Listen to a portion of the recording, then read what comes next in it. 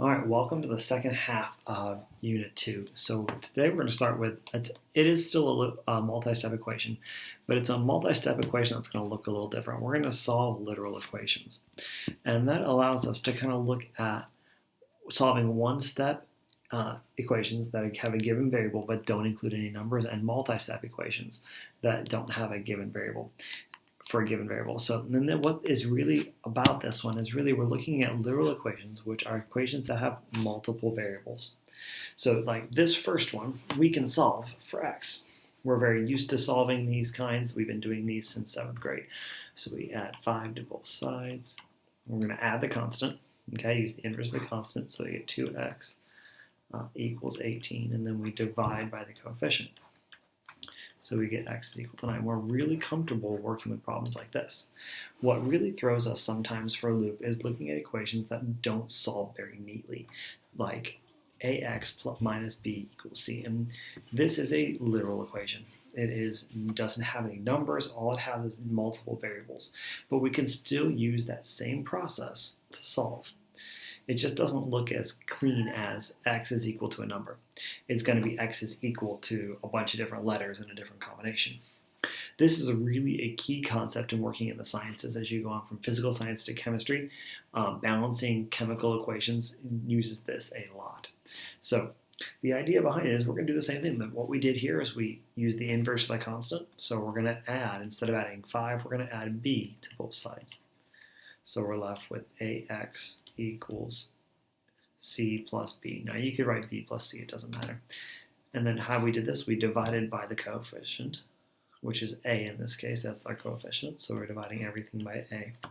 So we're left with x is equal to c plus b divided by a. And that's my final answer. It's not as clean and as easy as this, but it's the same concepts, just repurposed with multiple variables. And there are lots of different connections between the two. You can see both operations, the similarities are they both use opposite operations to isolate. So as we solve both of these, we both use the inverse operations to kind of work through. But the literal equations don't simplify nicely due to the multiple variables. It doesn't go to x is equal to a number or x is equal to a single variable. X has to be equal to a combination of variables. And this is, like I said, this is really common if you want to do something in finance or in the sciences, to rearrange equations to make them work for what are you missing. Maybe I have a, b, and c, but I don't have x, or I have x, b, and c, but I don't have a. So how do I work that through so that I can get the missing variable, what I need to know?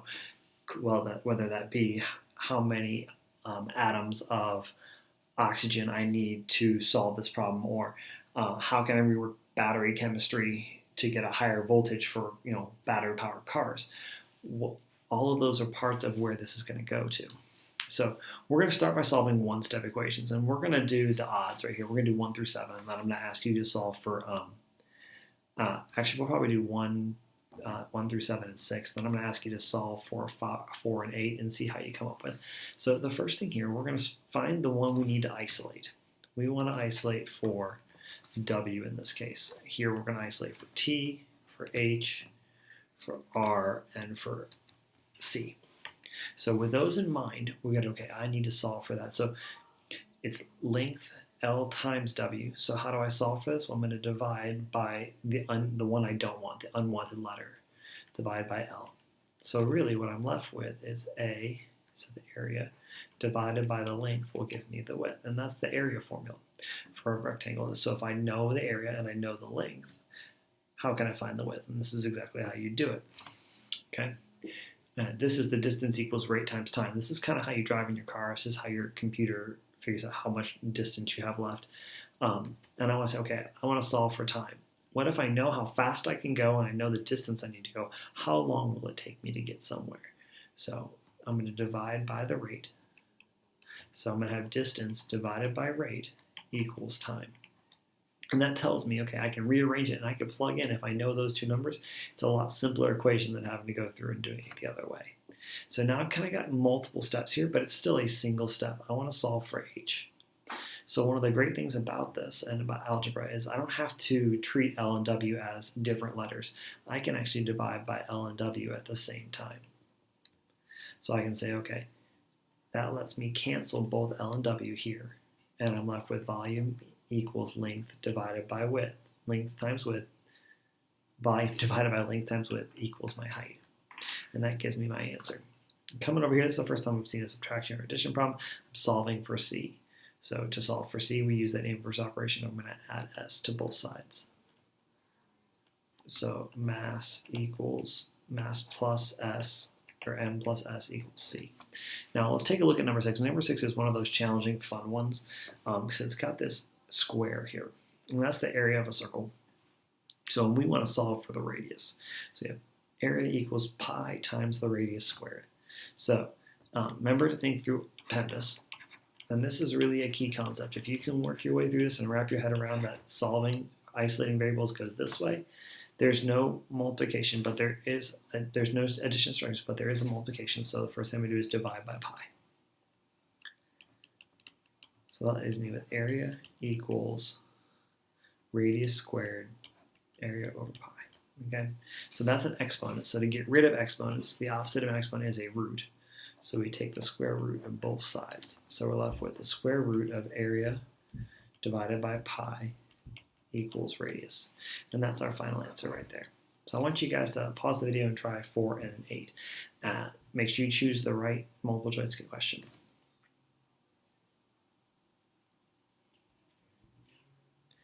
All right, so we can actually treat 4 very similar to 5 here. We can divide off P and R at the same time. This really is the interest times principal times rate times time equals the simple interest formula. So interest divided by the principal and times the rate, interest rate, equals how long you'd have to get to make that, to get the time and the interest you wanted. Over here we have just density equals mass divided by volume, and that's what that formula is, and that's a big physical science formula. So to solve for m, we remembered it's m divided by v, so we multiply both sides by v. dv is equal to m, and there's the equation we have for that. So now we know we can solve for mass.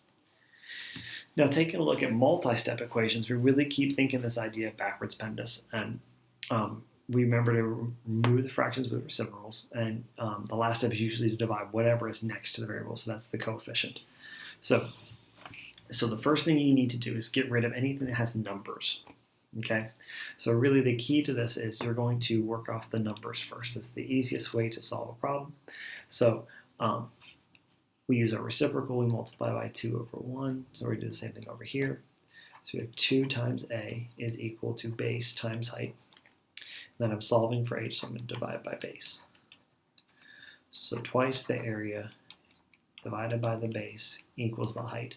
And that's the area of a triangle. So if you need to know the height of a triangle, you know the area, this is the quickest way to find that. Okay, and that works the same here. So we're going to come and take a look at this one. This one's got a square in it, but it's not going to use those same pieces before. So first thing we do, we get rid of those letters. So we're going to multiply by 2. So we've got 2k equals mass times velocity squared. So we're going to, instead of solving for m, I can divide for just v squared on both pieces.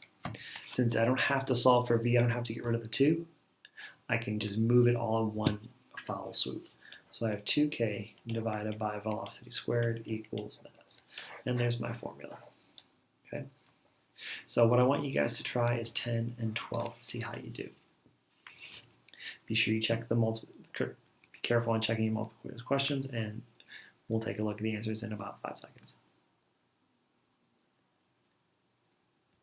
All right, so here we're going to go ahead and multiply by 3. That's the reciprocal, so we get 3 times the volume equals base times height divided by height. So it equals 3 times the volume divided by the height is equal to the base. Okay, and there's your formula. And then this last one, this one's a full-on literal equation. We're solving for b, so we're going to multiply by d. So we have AD is equal to b plus c, and then we're going to subtract c. So we have a times d minus c is equal to b. And there's my equation I finish out with. All right, and then we've just got a couple other, a little bit more involved equations here. Not all with numbers, not all with letters, but it's got the addition component as well as multiplication. So we'll want to take a look at a couple of these. I'm going to solve 14 and 16. I'm going to ask you guys to solve both 13 and 15 in just one moment. These are all formulas we're going to see other than 16 in our math overall. So 14 right here is actually the standard form of a line, and we want to solve for this missing y. So we're going to treat that all as 1. So since it's connected with addition, we're going to subtract it off all at once. So we're going to get by is equal to c minus ax. And to solve, to get rid of whatever the b is, so we're going to divide both sides by b.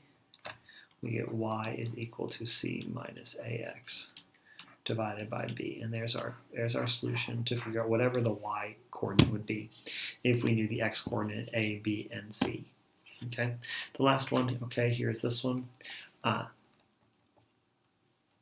So we're going to solve the same way. We need to solve for t, but we're going to solve, we got to remove the p first. So subtract p from both sides. A minus p is equal to p r t. Then I can divide p and r, saying the wrong letter and writing the wrong letter. Let me clear that up. We can divide by p and r at the exact same time. So principal and rate.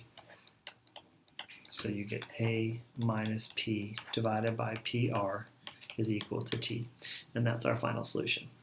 What I'm going to have you guys solve is now 13 and 15. Check carefully and then make sure you are all done.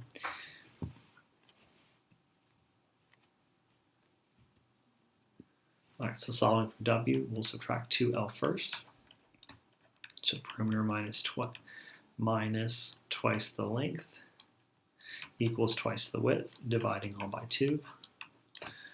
Perimeter minus 2l divided by 2 is equal to the width. And there's my equation. I can't cancel those l's out because it's not in all three. It's not in the p as well. So this one actually is slope-intercept form. We're going to be using this a lot in Unit 4 as well as 14. But we're going to solve for x. So really subtract b. So y minus b is equal to mx. Divide everything by m. So y minus b divided by m is equal to x. And that gives you the value of the x coordinate. Now you're all set. All right. Go ahead and start homework number 7. And if you have any questions, feel free to reach out to me.